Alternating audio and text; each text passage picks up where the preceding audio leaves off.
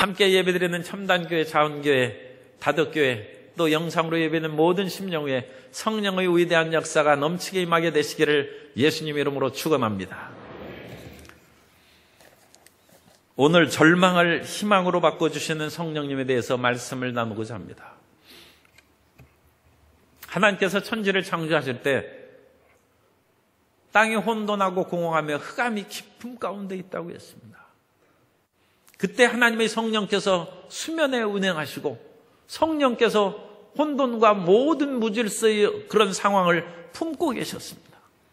그때 하나님께서 빛이 있으라 말씀하심에 빛이 만들어지고, 그로부터 첫째 날이 지나고 성령의 품어주시고 역사하신 온 우주가 아름답고 찬란한 우주로 만들어졌습니다. 우리 인생의 혼돈과 무질서가 적잖게 있고, 우리 인생의 개인적인 마음도 혼돈하고 무질서한 상태로 그야말로 머리 아프고 여러 가지 괴롭고 좌절한 그런 일들이 가득합니다. 그러나 성령께서 오셔서 우리의 심령을 품어주시고 우리의 가정을 품어주시고 나라와 민족을 품어주시고 이 온 지구를 성령께서 품어주시면 위대한 역사가 이루어집니다. 그리하여 절망이 변하여 희망이 되고 슬픔과 탄식이 변하여 기쁨과 찬송이 되는 것입니다. 이 위대한 성령의 역사가 2019년도에 우리 삶 가운데 나타나게 해야 됩니다. 어떻게 우리가 이와 같은 위대한 성령의 역사를 힘입을 수 있겠습니까? 첫째로, 인생이 어찌할 수 없는 절망적인 상황에서 하나님께서는 구원해 주시는 분이심을 우리가 알아야 됩니다. 아브라함이 갈 길이 막막하게, 아브라함은 주전 4,000년 전의 사람인데 4,000년에는 평화시대 같은 생각이 우리는 막연하게 드는데, 그때도 조금 인구가 적으니까 좀 여유는 있었을지 몰라도 인생 사는 것은 별반 차이가 없습니다. 아브라함은 인류의 최초 문명인 수메르 문명의 마지막 멸망기에 태어났습니다. 그래서 수메르 문명의 멸망하는 그런 과정을 우루 사망조 시대에 지내면서 지냈어요. 그래서 나라가 망해가니까 삶이 비탄스럽죠. 나라가 망해가니까 사업이 잘 될 까닭이 없습니다. 오늘날 어떤 사람은 2018년도의 경제가 옛날 IMF 그런 상황과 같다고까지 얘기합니다. 어려운 상황이 다가오고 힘들고 좌절에 빠진 사람이 많고, 나라가 어렵고 사업이 어렵고, 그래서 그 아버지 데라의 사업도 힘들어서 갈대아 우르에서 하란으로 사업처를 옮긴 것입니다. 하란과 우르는 우상, 달의 신을 섬기는 우상들이 발견됐습니다. 그래서 그곳에서는 똑같은 그런 우상 제조 사업을 하는 그런 연관성이 있는 것으로 판명이 됐습니다. 그래서 그 아버지 데라가 가족을 이끌고 우르에서 하란으로 이주했던 것입니다. 그런데 가정에도 우환이 있어요. 아브라함의 형은 하란인데 그 하란하고 이름이 같죠. 도시명하고 이름, 성경에는 인명과 도시명이 같은 그런 지명들이 여러 가지 있습니다. 그런데 그 하란은 아브라함이 아는 조카 우리 롯이죠. 롯을 낳고 돌아가셨어요. 가정에 우환이 다가오고, 아브라함의 아내 사라는 임신하지 못하는 그런 사람이었다. 그렇게 되어서 그야말로 나라도 망하고 사업도 망하고 가정엔 우환이 가득하고 그런 처참한 상황이었습니다. 그런 처참한 상황 가운데 하나님께서는 아브라함에게 가나안으로 가라고 함으로써 살 길을 열어주셨습니다. 모든 것이 망하고 끝이 되었다 할지라도 하나님을 만나면 살 길이 있습니다. 하나님께서는 혼돈과 무질서에 아무것도 없는 상황에서 천지와 만물을 창조하신 하나님이십니다. 우리는 그 하나님을 믿고 있습니다. 우리 옆에 계신 분에게 다시금 다짐하겠습니다. 우리는 천지를 창조하신 하나님을 믿습니다. 나의 삶도 새롭게 창조할 줄 믿습니다. 이 걱정이 그냥 다 사라졌어요. 아니, 하나님께서 이와 같이 천지만물을 창조했는데 우리 삶의 문제, 그게 문제가 되겠습니까? 우주 만물을 창조하셨는데.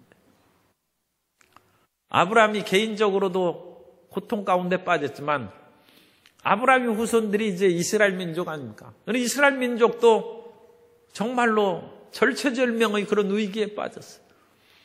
야곱이 자기 가족 70명과 함께 애굽으로 내려가서 요셉이 이제 인도에서 그곳에 정착해서 살고 처음에는 아마 잘 대접을 받고 행복하게 살았겠죠. 그러나 세계 곳곳마다 이민족들은 푸대접 받습니다. 오늘날 수많은 중남미 그런 사람들이 미국 국경을 넘고자 하는데 미국도 그 받아들여주면 좋긴 하지만 그러면 문제가 심각해지죠. 그러니까 누가 잘하고 잘못하고 그걸 따져서 얘기하기가 상당히 어려운 것이죠. 어쨌든 이민이 그런 모든 삶을 산다는 것은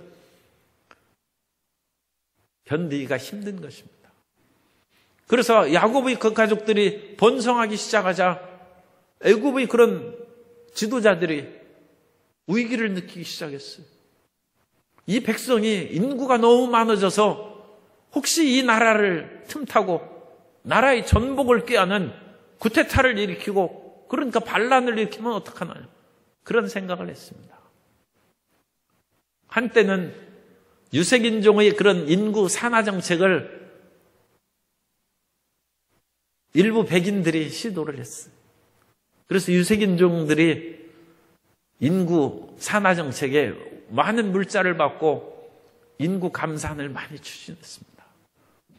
그것은 그 나라에 자녀를 많이 낳아서 경제도 먹고 살기도 힘들고 자녀도 낳아서 외국에 수출하는 판인데 자녀 낳아서 뭐 하느냐 그런 것은 있지만 사실은 유색인종이 온 세상을 덮을 것을 두려워했기 때문에 그런 것입니다. 그런 것이 이미 이집트 때에도 있은 것이죠. 그래서 이집트 때 아들을 낳으면 나일강에 던져버렸어요. 죽였어요. 그런 처참한 상황입니다. 그렇다고 해서 그 노예로 살던 이스라엘 백성들이 그 강력한 이집트를 물리칠 수 있느냐? 이집트는 모세 시대부터 이미 1000년 전에 147m에 달하는 피라밋을 만든 사람. 오늘날에도 147m 건물 만들기가 쉽지 않습니다. 그 피라밋을 만든 거대한 나라입니다. 그리고 2000년기 전반기만 해도 그 당시 모든 근동과 그 당시 세계의 최강의 나라예요. 그 강력한 나라를 어찌 포로된 그 노예로 살아가는 이스라엘 백성들이 물리칠 수 있겠습니까?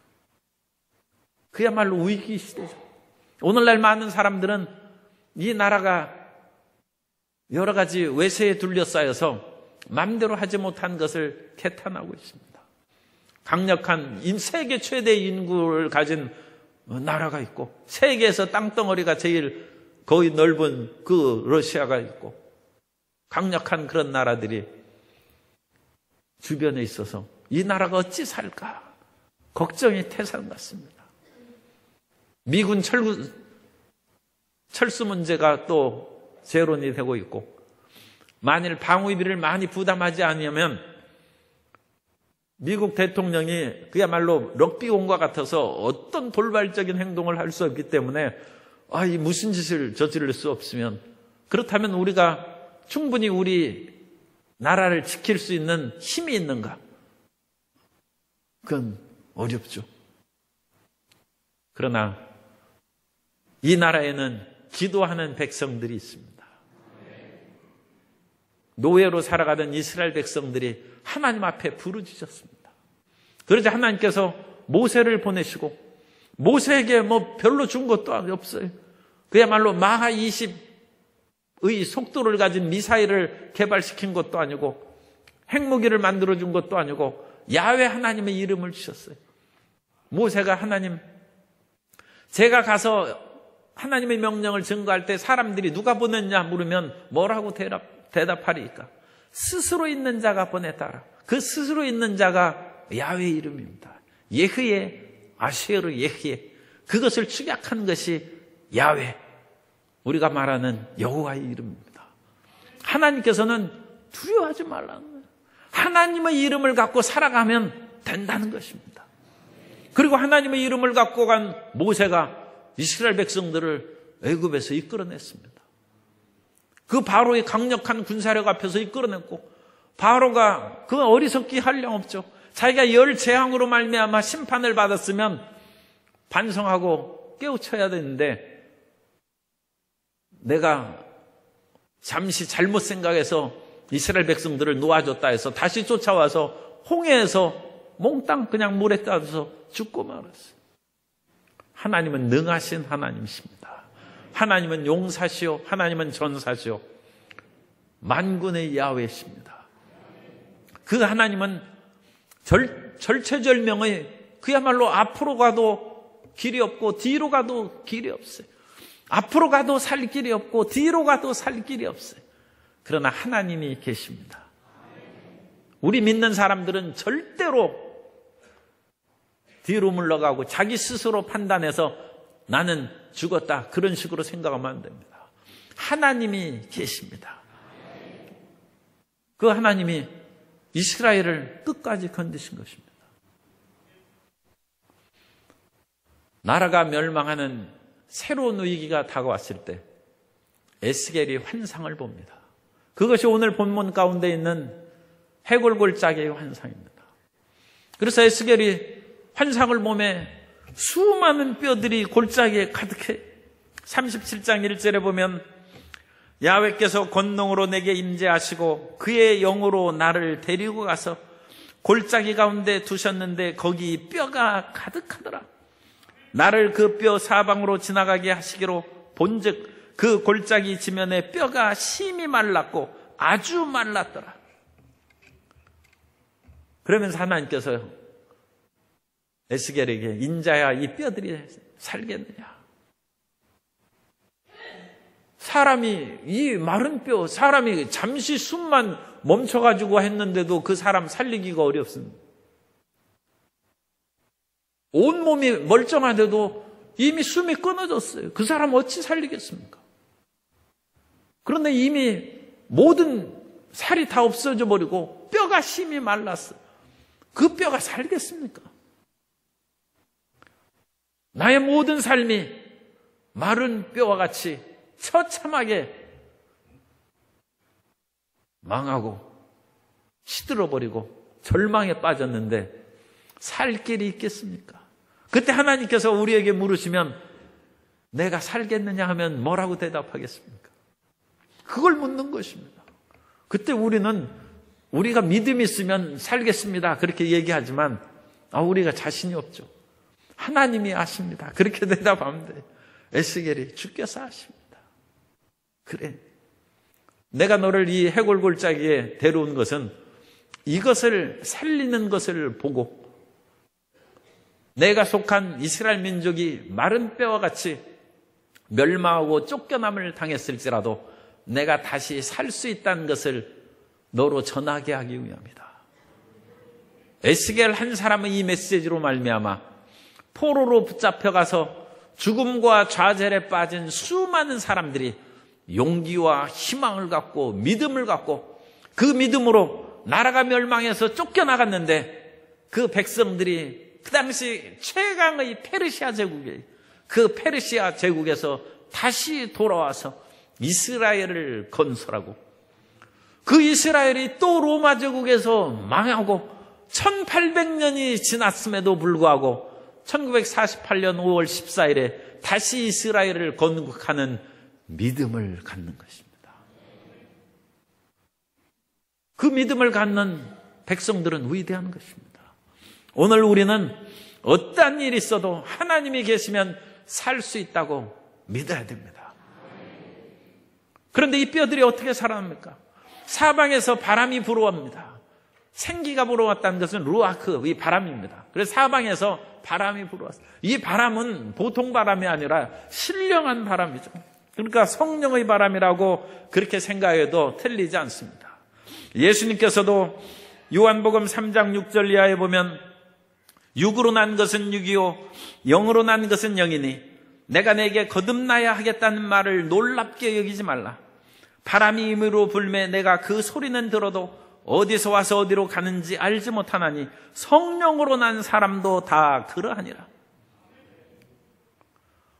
우리 모든 사람은 죄로 말미암아 하나님과 관계가 끊어졌고 영혼이 죽은 사람. 그러나 성령이 불어오면 우리의 영혼이 다시 거듭나서 하나님을 알게 되고 하나님의 자녀로 새 사람이 되는 줄 믿습니다. 성령의 바람이 불면 우리가 죽었던 우리가 살아난 거예요.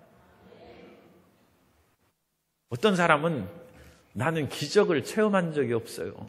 그렇게 얘기하는데 예수님 믿습니까? 하면 믿는다고 그래요. 그게 기적입니다. 그게. 예수님을 믿는 것이 기적이고 예수님을 믿어서 영이 거듭나서 언제 하나님 본 적 있어요? 그런데 왜 하나님을 아버지라고 부르고 눈물을 주르르 흘립니까? 그게 기적이죠. 진짜 아버지 앞에서도 눈물을 잘 흘리지도 않아요. 그런데 하나님 아버지께 어찌 그렇게 눈물 흘리고 감격해서 손바닥이 부르트도록 찬양을 합니까? 그게 기적입니다. 성령의 바람이 불어오면 우리의 영이 그렇게 살아나는 것입니다. 그래서 우리는 어떠한 그런 절망적인 상황이 다가온다 할지라도 성령의 바람이 불어오면 구약의 시대에는 야훼 하나님의 이름으로 역사했고 2000년 전엔 예수님께서 이 땅에 오셔서 이스라엘의 지경을 다니시면서 사람을 살리고 죽은 나사로를 살리고 없는 것을 있는 것 같이 부르시는, 없는 것을 있는 것 같이 어떻게 부르셨어요? 물고기 보리떡 5개와 물고기 2마리로 남자만 5,000명, 수만 명을 먹이고 12광줄에 가득 채웠지 않습니까? 그것이 없는 것을 있는 것 같이 만든 거 아닙니까? 죽은 나사로를 살리시고 없는 것을 있는 것 같이 부르시는 예수님께서 사역을 하시고 이제 예수님께서 약속하신 성령을 보내주셨으므로 오늘 우리의 삶을 해결할 자는 성령님이십니다. 그래서 어떠한 절망도 성령님이 함께 계시면 희망으로 변화되는 것입니다. 그러므로 두 번째로 우리는 성령님과 함께 하려면 성령님이 하나님이신 것을 분명히 알아야 됩니다. 예수님께서 그리스도이심을 믿은 사람은 구원을 받고 치료를 받습니다. 12해 동안 혈류증을 앓던 여인이 있었는데 수많은 의원들에게 찾아가고 많은 돈을 다 썼으나 병이 차도가 없어요. 그런데 이 혈류증 앓던 여인이 야이로의 딸이 죽어간다고 해서 지금 바삐 가시는 예수님의 옷자락을 붙잡으셨어요. 그래 치료의 능력이 나가지고 깨끗이 고침을 받았어요. 예수님께서 능력이 나간 것을 보시고 어떤 사람이 믿음으로 나를 잡았는지 그것을 주님께서 간증시키는 것입니다. 수많은 사람이 예수님을 옹호하고 밀치고 갔어도 믿음으로 만져야 돼요.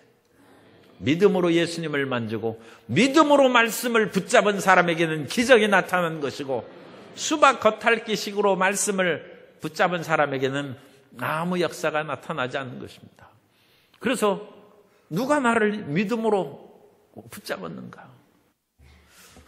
마가복음 5장 32절 이하에 보면 예수께서 이 일을 행한 여자를 보려고 둘러보시니 여자가 자기에게 이루어진 일을 알고 두려워하여 떨며 와서 그 앞에 엎드려 모든 사실을 여쭈니 예수께서 이르시되 딸아 내 믿음이 너를 구원하였으니 평안히 가라 내 병에서 놓여 건강할지어다.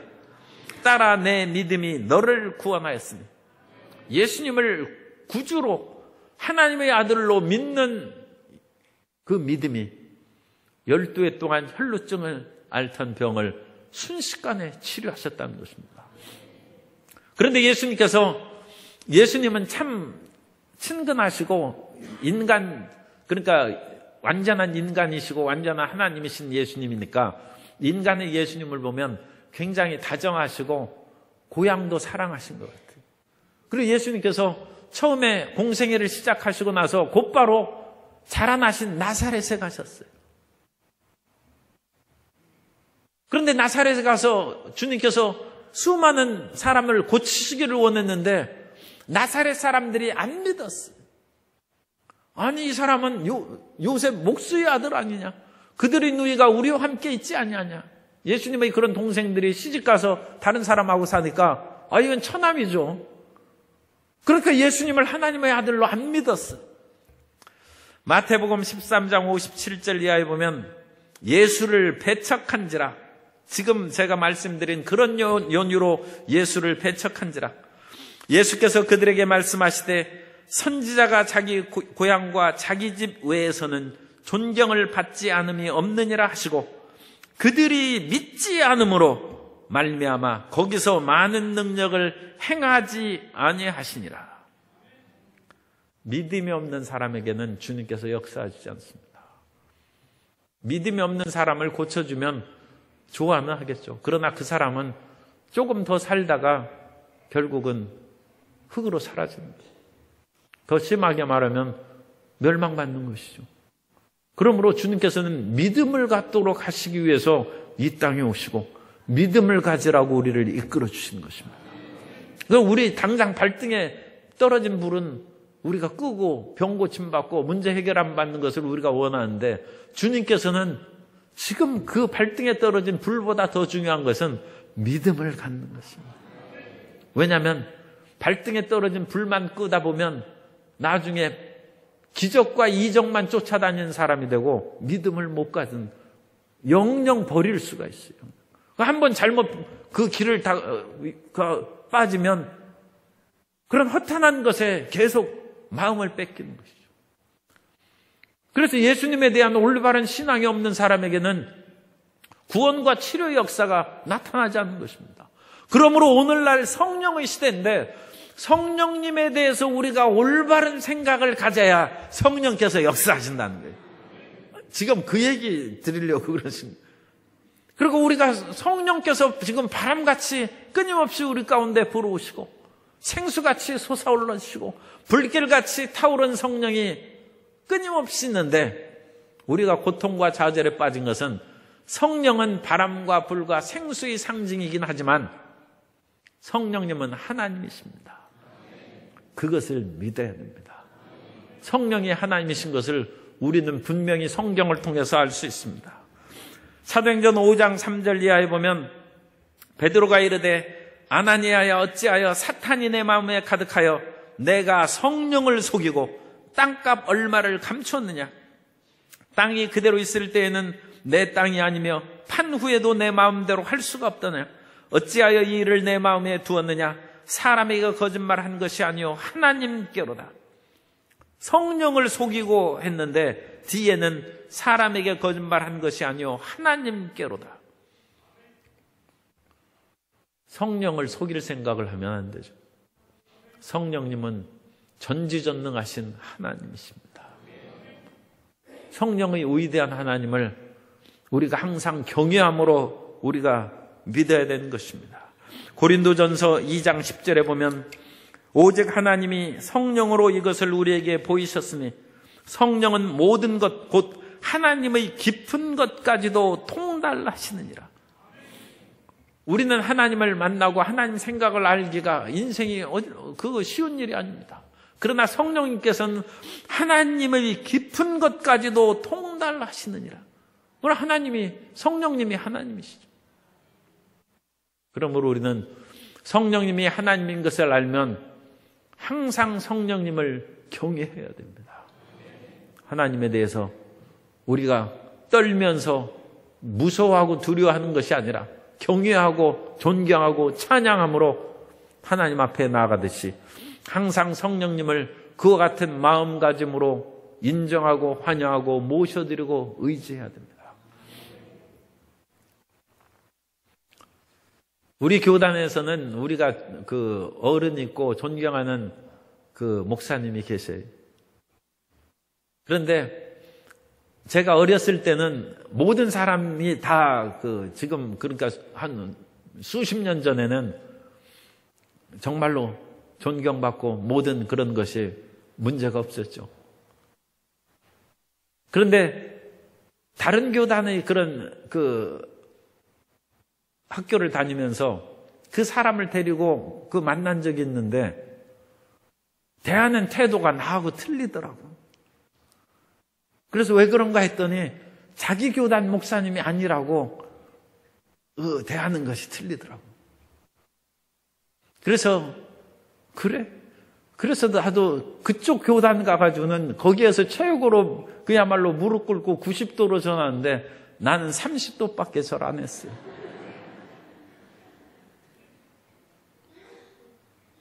성령님을 진정 존경하시고 경외하시기 바랍니다. 사람은 자기 교회나 자기 교단의 목사님은 90도로 절해도 다른 사람은 신경 안 써요. 그런데 우리가 성령님에 대해서 혹시라도 다른 사람에게는 그렇게 절을 했는데 성령님 앞에서는 30도밖에 절 안 했어요. 그러면 성령의 위대한 역사를 체험하기가 어려운 것입니다. 진정 경외하고 진정 성령님은 하나님이십니다. 뿐만 아니라 성령님은 인격을 가지신 하나님이십니다. 성령은 인격의 그 모든 속성을 지성과 감성과 의지를 가지셨어요. 그래서 에베소서 4장 30절에 보면 하나님의 성령을 근심하게 하지 말라. 그 안에서 너희가 구원의 날까지 인치심을 받았느니라. 사랑하는 사람을 근심하게 해서 무슨 유익이 있겠어요? 사랑하는 부모님을 근심하게 해서 자식에게 무슨 유익이 있겠습니까? 아내를 근심하게 한 남편이 두 다리 뻗고 잘 수 있겠습니까? 성령님을 근심하게 해서 무슨 일이 생기겠습니까? 성령을 근심하게 해서는 안 된다. 그러니까 우리가 이 세상에서 연약함으로 죄 짓는 것은 정말로 연약하기 때문에 불쌍하게 여기시겠죠. 그러나 우리가 고의로 죄를 짓는 것은 절대 하지 말아야 됩니다. 그것은 마음의 악입니다. 사람은 연약해서 짓는 죄가 있고 자기 쾌락과 어떤 유익을 위해서 그것을 범하는 사람이 있어요. 그것은 악한 것입니다. 악한 마음은 버려야 됩니다. 연약한 그 심령은 용서를 받을 수 있어도 마음의 고의로 죄를 범하는 것은 그것은 성령을 근심하게 하고 성령께서 그 사람을 책망하실 수 있습니다. 그러므로 성령의 인격성을 우리가 항상 생각하고 내가 매일 성령님을 그와 같이 기쁘게 하는가? 집안에서 아내나 남편을 근심하게 했으면 아내가 좋아하는 꽃을 사갔는 사실 꽃보다는 무슨 켄터키 치킨을 더 좋아할 수도 있어요. 그러나 일단 우리가 아름답게 꽃으로 얘기하겠습니다. 아내가 마음이 서운해지면 꽃을 사둬야죠. 그래서 마음을 풀어야죠. 성령님에 대해서 우리 마음을 근심하게 한 것이 있으면 성령님 제발 마음을 풀어주십시오. 제 실수한 것을 용서하시고 주님께서 섭섭한 것을 회복하셔서 다시 성령의 따뜻한 품으로 저를 품어 주옵소서. 그게 성령님을 하나님으로 인격을 가지신 하나님으로 인정하고 환영하고 모셔드리고 의지하는 것입니다. 그래야 성령께서 우리를 품어주신 것입니다. 성령이 함께 하시지 않으면 우리는 헛것입니다. 우리 인생은 애굽에서 노예로 사는 이스라엘 백성들과 같고 마른 해골골짜기에 사는 앙상한 그런 삶을 살아가는데 하나님께서 돕지 않으면 누가 우리를 이렇게 했습니까? 그러므로 우리는 최대한 성령께 집중하고 성령의 은총을 간구해야 될 줄로 믿습니다. 요한복음 14장 16절 이하에서 말씀합니다. 내가 아버지께 구하겠으니 그가 또 다른 보혜사를 너희에게 주사 영원토록 너희와 함께 있게 하리니 그는 진리의 영이라. 세상은 능히 그를 받지 못하나니 이는 그를 보지도 못하고 알지도 못함이라. 그러나 너희는 그를 아나니 그는 너희와 함께 거하시며 또 너희 속에 계시겠습니다. 따라서 하십시오. 보혜사 성령님이 나와 함께 계십니다. 성령님을 기쁘게 하며 삽시다. 그 보혜사 성령님이 근심하시고 성령님을 그야말로 따돌려서 내 마음대로 세상과 더불어 살아가면 우리에게 무슨 유익이 있겠습니까? 그건 유익의 정도가 아니라 우리는 이 해골골짜기 마른 그런 속에서 살아가는 처참한 그런 인생이기 때문에 살 길이 없는 것입니다. 그러므로 이 성령의 위대한 역사가 항상 우리 속에 임하도록 항상 힘을 기울이고 성령의 인도하심을 받아야 될 줄로 믿습니다. 그런 마음의 자세를 가진 후에는 세 번째로 성령님이 운행하실 때 우리에게는 절망이 변하여 희망이 된 것입니다. 그래서 우리 삶 가운데 절망이 다가온 것은 내가 능력이 부족하고 세상이 악해서 절망에 빠진 것이 아니라 실제로는 뭐 그런 비슷한 여건은 있을 수 있어요. 그런데 그런 것이 절대적인 문제가 아닙니다. 내가 지금 낙심하고 절망에 빠진 것은 성령님이 멀리 계셔서 그래요. 제가 처음에 말씀드렸지 않습니까? 해골의 마른 뼈들도 살아났어요. 노예로 그 강력한 애굽의 군대하에서 노예로 살던 이스라엘 백성도 해방됐어요. 아브라함이 나라도 망하고 사업도 망하고 가정도 그야말로 풍파가 가득한 속에서 아브라함이 믿음의 조상이 됐습니다. 하나님은 그런 분이십니다. 그러므로 이 세상의 환경이 아무리 나쁘고 2019년도의 경제는 세계의 그런 유수한 경제 예측자들이 2019년도는 2018년도보다 더 나빠질 거라고 예측을 했어요. 그 사람들은 그렇게 예측하고 그대로 우리가 살면 그 속에 빠져들어가는 것입니다. 그러므로 이 위기의 시대에는 더 하나님을 의지하고 성령의 능력을 덧입어야 되는 것입니다. 그러므로 우리가 눈으로 보는 것으로 인하여 절망하고 낙심해서는 안 됩니다. 잠언서 18장 14절에 보면 사람의 심령은 그의 병을 능히 이기려니와 심령이 상하면 그것을 누가 일으키겠느냐. 의사가 잘 진단하고 엑스레이 판단해가지고 이 병입니다. 그렇게 하면 상당히 맞는 그런 얘기를 하겠죠. 그러나 그것은 현실을 얘기해 주는 것이고 상황을 분석해 주는 것이고 그것으로 인하여 죽는다는 심판을 내리는 것은 하나님이십니다. 그 말을 듣고 절망하고 낙심하면 그것대로 낙심해서 죽는 것이지만 세상에 내 뼈가 마른 뼈가 되었을지라도 난 산다. 침례 요한은 능히 이 돌들로도 아브라함의 자손이 되게 만든다고 했습니다. 하나님은 흙으로 사람을 만드셨는데 사람의 뼈 가지고 사람 만드는 건 훨씬 쉽죠. 무슨 문제가 있겠습니까? 하나님께서는 아무것도 없는 곳에서 에덴 동산을 만드셨는데 헝클어지고 뒤집어진 그것을 청소해서 리모델링하기는 문제가 아니죠. 우리 삶을 리모델링 해주시고 우리 삶의 새로운 역사를 하나님께서는 얼마든지 만드실 수 있습니다. 그러므로 우리 옆에 분들에게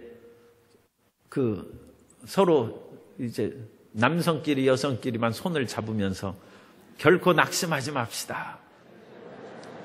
낙심하지 맙시다. 어떠한 일이 다가와도 낙심하지 맙시다. 최후의 심판 선고는 하나님이 하십니다. 그러니까 하나님 이외에 다른 모든 것은 사실을 얘기하고 어떤 가능성을 얘기하는 것이지 그게 결정적인 것이 아닙니다. 결정적인 것은 하나님이 결정하시는 것입니다. 그럼 우리는 결코 낙심하지 않는 심령으로 성령님께 나아가야 되고 온전히 주님께 맡겨야 됩니다. 시편 37편 5절 이하에 보면 내 길을 야훼께 맡기라. 그를 의지하면 그가 이루시고 내 의를 빛같이 나타내시며 내 공의를 정의의 빛같이 하시리로다. 그래서 하나님께 맡기는데 하나님께 우리 인생을 처음 맡긴 것을 거듭난다고 합니다.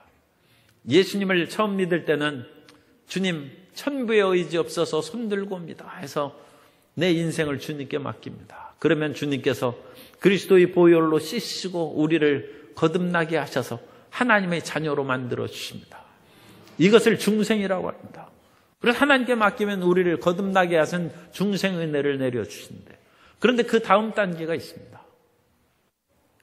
예수님의 제자들이 귀신을 쫓아내고 예수님께 나와서 보고를 합니다. 주님, 주님의 이름으로 귀신들도 항복하더이다. 그러자 주님께서는 말씀하셨습니다. 귀신들이 항복하는 것으로 인하여 기뻐하지 말고 너희 이름이 하늘나라의 책에 기록된 것으로 인하여 기뻐하라고 하셨습니다. 그러므로 예수님의 70인의 제자나 12제자들도 이미 예수님께서 이미 온몸을 씻은 사람에게는 발만 씻을 필요가 있다고 함으로써 이미 그들이 깨끗해진 것을 예수님께서 마지막 그 6월절 전날 밤에 발을 씻길 때 그 말씀을 하셨어요. 그러니까 예수님의 제자들은 이미 깨끗해진 것이죠. 이미 거듭난 것이고 중생의 은혜를 한 것입니다. 그런데 그런 제자들이 예수님께서 십자가에 달릴 때 십자가를 지기는 고사하고 다 도망갔어요. 예수님을 따를 수 있는 능력이 없고 세상을 이길 힘이 없었어요. 세상이 얼마나 두렵습니까? 예수님을 붙잡아서 목자를 치니 양이 흩어지는 것입니다. 세상을 이길 만한 힘이, 능력이 제자들에게 없었습니다. 오늘날 세상도 마찬가지입니다. 오늘날 세상도 얼마나 무섭고 힘든 일이 많은지 우리의 힘으로 못 이깁니다. 그러나 성령님이 함께 계시면 이길 수 있습니다. 성령님이 함께 계시면 우리가 능히 당해낼 수가 있습니다. 그렇기 때문에 예수님께서는 그 제자들에게 부활하신 후에 아버지의 약속하신 성령을 받기 전에 예루살렘을 떠나지 말라는 것입니다. 그래서 이 제자들에게 열심히 성령을 받기를 기도하라고 하셨습니다. 그래서 예수님의 제자들 120명이 마가의 다락방에서 그야말로 열흘 동안 열심히 기도했어요. 오늘날은 세상이 조금 더 약해져가지고 12일 해야 돼요. 그래가지고 우리가 12광주리 하는. 물론 또 정확하게 따지면 하루 종일 열을 하는 거하고 저녁 때만 와서 12일 하는, 비슷하게 하나님께서 생각해 주셔서 성령을 부어주실 것입니다. 성령의 능력으로 채워주실 것입니다. 전심전력으로 하나님께 매달려야 돼요. 주님, 중생한 것으로 그것이 충분하지 않았기 때문에 예수님께서는 약속하신 성령을 받으라는, 성령의 충만함을 받으라는, 성령의 충만함을 한 번 받았다고 끝나는 것이 아니에요. 성령 충만이 영원한 것이 아니에요. 성령은 재충만을 받아야 되고 항상 우리 마음 가운데 불길이 타올라야 돼. 내 마음에 한 번 불길이 타올랐다고 항상 불 붙습니까? 백두산에, 우리 백두산 할 거 없고 저 먼 그 섬에 화산이 폭발했다고 해서 그것이 항상 폭발하고 타오르는 것이 아니지 않습니까?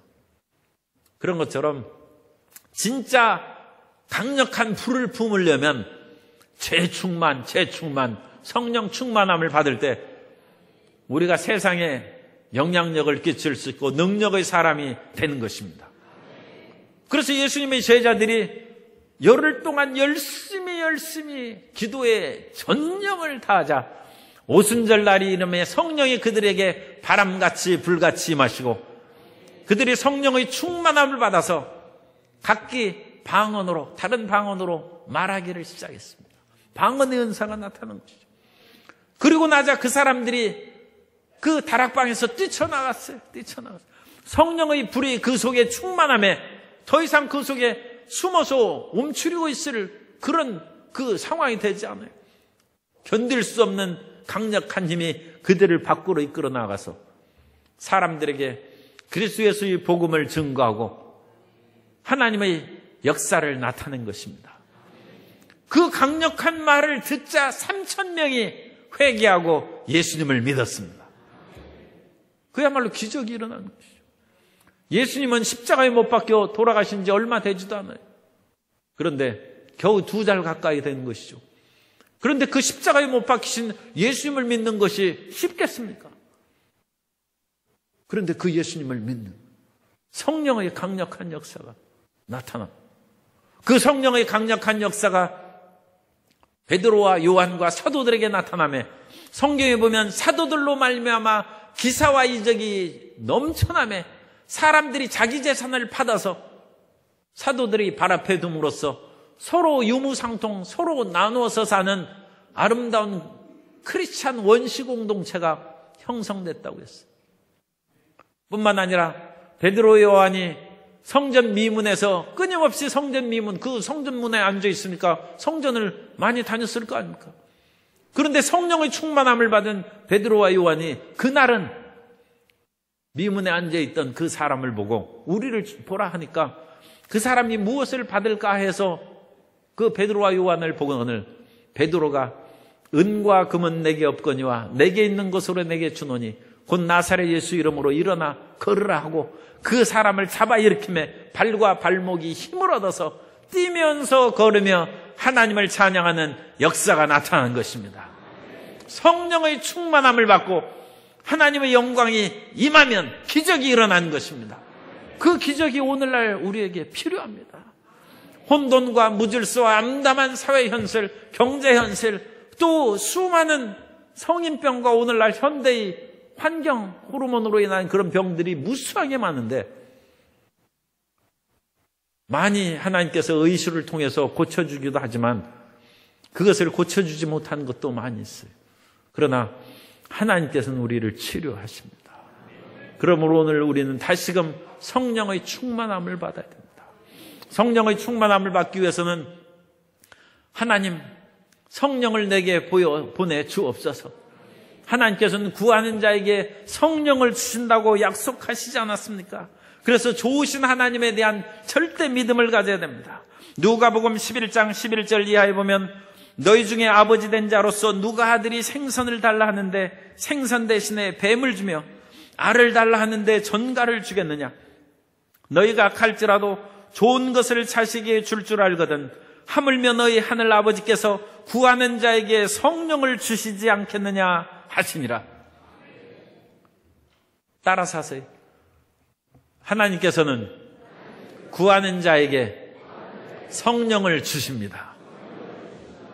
하나님의 약속입니다. 좋으신 하나님께서 성령 충만, 재충만을 주신다는 것을 굳게 믿어야 됩니다. 그리고 우리는 하나님의 약속의 말씀을 부여잡고 부르짖어 기도해야 됩니다. 사도행전 1장 4절 이하에 보면 사도들과 함께 모이사 그들에게 분부하여 이르시기를 예루살렘을 떠나지 말고 내게서 들은 바 아버지께서 약속하신 것을 기다리라. 요한은 물로 침례를 베풀었으나 너희는 몇 날이 못되어 성령으로 침례를 받으리라. 하나님 약속하신 대로 성령을 제자들에게 보내주시고 또 제자들이 믿는 사람들에게 너희가 회개하여 예수 그리스도를 구주로 믿고 침례를 받으면 성령을 선물로 받는다고 했고 그 약속의 말씀대로 예수님의 첫 제자들을 통해서 기도받고 안수받은 수많은 사람이 성령의 충만함을 받고 그 성령의 충만함이 이어지고 이어져서 21세기 대한민국 광주까지 오게 된 줄로 믿습니다. 그러므로 이 성령의 충만 역사는 오늘도 우리 가운데 바람같이 불같이 생수같이 운행하고 역사한 것입니다. 오늘 어떠한 기도 제목이 있다 할지라도 그것보다 먼저 성령의 충만, 재충만을 기도해야 될 줄로 믿습니다. 그것을 간구해야 돼요. 그것을 간구해야 돼요. 성령님 나를 점령해 주옵소서. 그걸 두려워 마십시오. 하나님은 좋으신 하나님이십니다. 그러므로 주님 저는 제 뜻대로 내 인생 이제 사는 것을 그것은 분명히 하나님 앞에 약속해야 돼요. 주님 이제는 내 맘대로 안 살고 주님 뜻대로 살겠습니다. 아니 공개적으로 고백을 시켜야 돼요. 따라서 하세요. 저는 이제부터 내 맘대로 살지 않고 주님 뜻대로 살겠습니다. 주님 뜻대로 살겠습니다. 그 다짐하고 주님께서 그 소리를 들으셨은즉 그래 내 뜻대로 살아한즉 하나님의 성령을 보내주셔서 하나님의 능력을 드러내는 자녀로 삼아주실 줄 믿습니다. 제자들이 예수님의 직계 제자들입니다. 예수님의 어머니도 있어요. 열흘 동안 기도를 전념했습니다. 우리는 열심히 기도해야 됩니다. 주님 성령의 불을 내려 주옵소서. 성령의 충만함을 주옵소서. 방언의 은사를 주옵소서. 귀신을 쫓는 능력을 주옵소서. 예언하는 능력을 주옵소서. 영을 분별하는 은사를 내려 주옵소서. 성령의 은사를 내려 주셔서 이 패역하고 악한 세대를 이겨나가게 하시고 영적 전쟁의 승리자가 되게 해 주옵소서. 내가 살면 가정이 살고, 내가 살면 이웃이 살고, 크리스찬이 살면 나라가 삽니다. 크리스찬이 살면 이 나라에 희망이 있습니다. 이 세상에 탁월한 지도자, 어떤 용도자가 있다 할지라도 그 사람은 세상 지도자입니다. 우리는 영원한 하나님 나라로 이끌어가고 이 세상에서도 어떠한 환경에도 좌절하지 낙심하지 않는 그 삶으로 나아갈 그와 같은 지도자가 돼야 됩니다. 그런 영적인 지도자는 성령의 충만함을 받고 성령의 능력으로 행하는 사람입니다. 오늘 이와 같은 성령의 충만함을 받을 때 성령의 열매로 나아가는 그 믿음으로 들어갈 수 있습니다. 먼저 우리가 성령의 재충만을 받아서 승리하는 2019년도를 이끌어 나가게 되시기를 예수님 이름으로 축원합니다.